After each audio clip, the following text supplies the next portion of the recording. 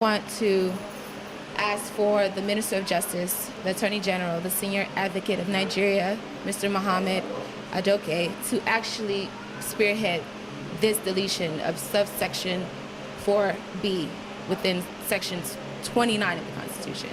I want to employ him to be more active in this, not only to prosecute, Senator Urema for marrying a 13-year-old child, but to be more active in getting the Senate to delete the subsection 4B.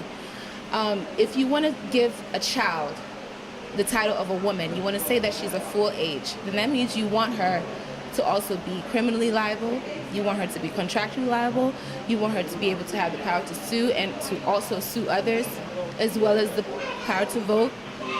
So you don't want to give her all these things, but you want her to be a woman enough to be able to use her body, to exploit her bodily rights, and this is not right.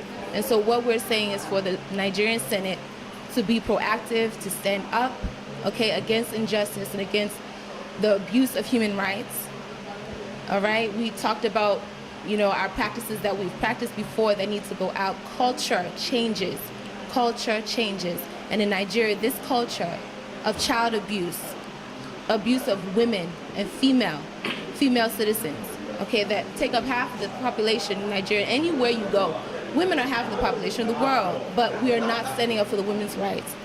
And so I want to implore this is my final comment, for anyone that has any kind of power, not only the Nigerian Senate, not only our senior advocate in Nigeria, Mr. Mohammed Adoke, but any single person in Nigeria right now, please stand up, use your voice.